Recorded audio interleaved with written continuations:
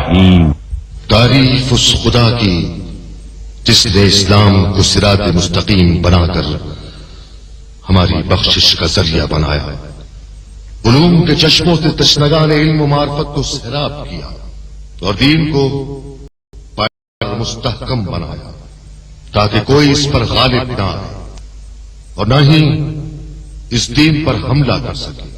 بھائیوں، جان لو، معرفت خدا کے لیے ہمارے پاس ایک ہی راستہ ہے اور وہ مختصر اور سیدھا راستہ ہے۔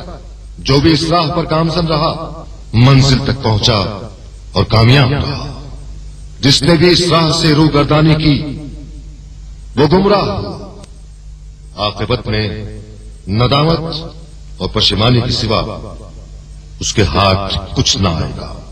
مجھ سے سن لو اور قبول کر، خدا نے حکمت کا دروازہ اہل بیت کے لیے کھولا ہے اور اس دین کی رہنمائی کے لیے ہمارے آباء و اجداد کو منتخب کیا ہے۔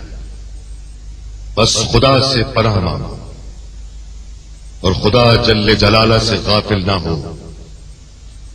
میں نے اپنے بابا سے، انہوں نے اپنے پدر بزرگوار سے، اور اسی طرح میرے جد امیر المومنین علی ابن ابی طالب نے محمد مصطفیٰ کہ جن پر اللہ کا درود و سلام ہو سے نقل کیا ہے کہ آپ نے فرمایا، ایک دن جبرائیل امین نے آپ سے سرگوشی کرتے ہوئے ان کلمات کو بیان فرمایا کہ خدا فرماتا ہے کہ کلمہ لا الہ الا اللہ میرا پائیدار قلعہ ہے، جو بھی اس قلعے میں داخل ہوا اس نے اللہ کے عذاب سے امان حاصل کیا۔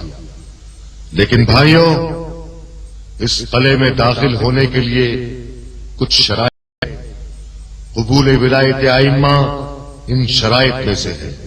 والصلاۃ